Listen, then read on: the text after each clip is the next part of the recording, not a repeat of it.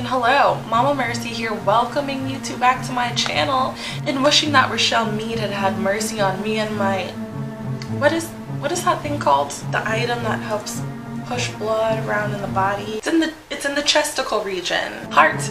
Yes, that's it. This book made me pull a Grinch and my heart expanded tenfold only to combust at the end. Let's get straight into it. Shadow Kissed is the third book in the vampire sextology. We've got Vampire Academy, which was unfortunately turned into a hilariously disappointing spectacle of a movie, if that's what you want to call it. Then Frostbite, Shadow Kiss, Blood Promise, Spirit Bound, and in last place, Last Sacrifice. If I recall correctly, I've actually read this entire series. Let me Google some summaries to confirm that. What do you mean I lost the #1 spot on Duolingo? This is not okay. Somebody's about to get it as soon as I'm done with this video. Yeah, I read the whole series. Even though I wanted to stop at Spirit Bound because one of the best characters had been turned into a little bitch. But even though all was corrected in the end, I never looked at him the same way after that. Anyway, let's get into it.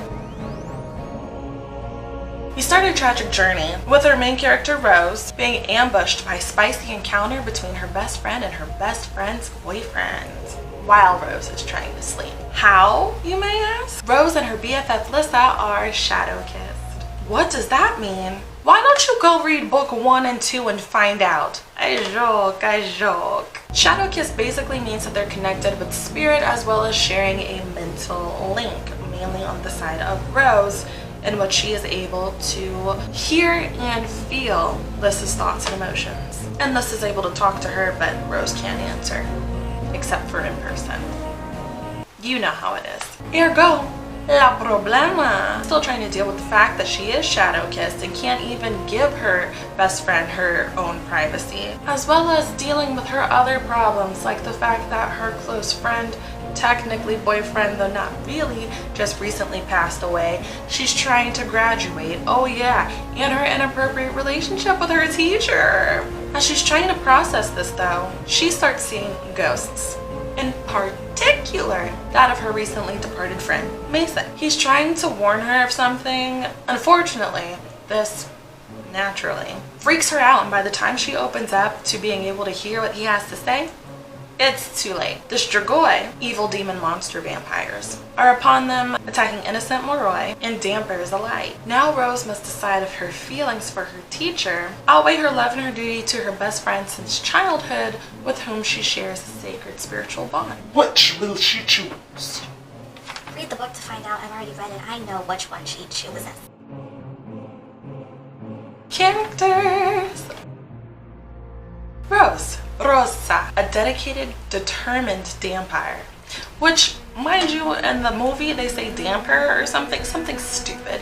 Something after-esque. Teresa. She's a novice who has had more than her fair share of action and experienced more loss than anybody her age should. Determined to protect her friends as well as make her superiors proud, she's conflicted between the duty to her vows and the duty to her heart. True to your heart, you must be true to your heart. Dimitri, Rose's mentor and secret love. That's what we are. We shouldn't be together. Fiercely protective of her and virtually indestructible. He's also torn between his sense of duty and his need to protect and teach Rose. Very spiritual, though not religious. He's a stickler for the rules as well as achieving justice. Kind of ironic, no? Adrian, a Moroi with the rare gift of spirit. Also after the attentions and affections of Rose, he attempts to flirt with her and put on his charms, though they don't work. Ever. Even when he's sober. Though he's mostly inebriated to keep away the side effects of being a possessor of the spirit gift, he's very courageous and curious. He's also incredibly intelligent. Side note, he's also the great nephew of the queen. Her favorite great nephew, am I right? Lisa. Okay, look, I think her name is Vasilissa, but in the movie they said Vasilisa, and I don't know. That's not sitting right with me. Rose's best friend, as well as the other half of the Shadow-Kissed party. In this book, she learns about herself as well as what it takes to become a great leader, and she grows and becomes more respected among the Morroys, specifically the Royals. She really wants to push for progression within her world and the vampire community. However, she still struggles with being able to stand on her own without Rose by her side. Advice. No one is untouchable. I mean, I know that a lot of you feel that way and felt that way when you were in your teens and a young adult, but like I always say, time is fleeting and you are breakable. Yes, I mean, you can do anything you put your mind to, except for flying. What did I tell you about that? You are featherless and the wind will not allow it. Remember that it's fine and dandy to go and have fun, but just make sure you're using precautions because you never know what's gonna happen. A rogue Strigoi could sneak up behind you and sink his fangs into your neck, or so I've heard. Do not, under any circumstances, be hot for a teacher. I do not condone this relationship. It is not okay. She's a child. He's a full-fledged adult. Not just like a baby adult, a full-fledged adult. That would be like me going after a high schooler right now. How creepy is that? I'm almost like, excuse me? No. And look, I know that you also probably watch Pretty Little Liars, okay? Ezra and Arya, that's not cute.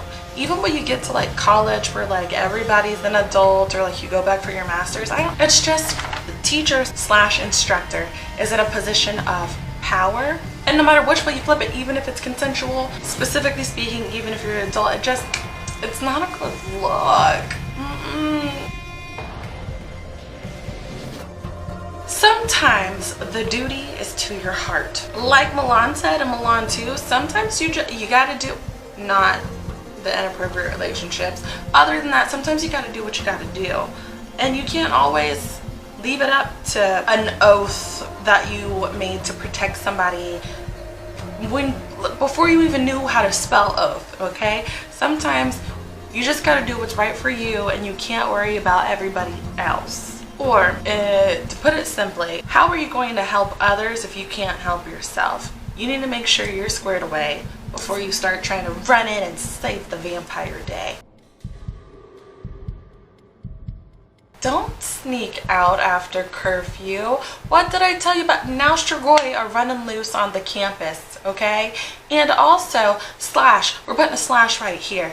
Number 4 / don't break your curfew / do not talk about Fight Club, okay? That's half of the problem here. That's why the words got broken and the Strigoi got in, talking about your rich people, vampire power having Fight Club. No, the first rule of Fight Club is don't talk about Fight Club. You just running around the school talking about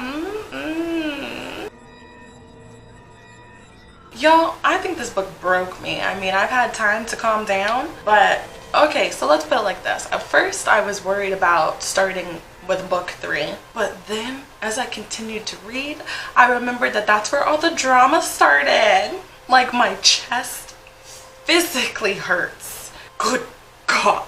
Anyway, while I continue to go through it, definitely check out this series. If you're looking for a fat, drama-filled, action, love-inducing vampire fest, I'm gonna go drink away my fictional problems. Hey guys, thank you so much for watching. If you like this video, please be sure to like this video.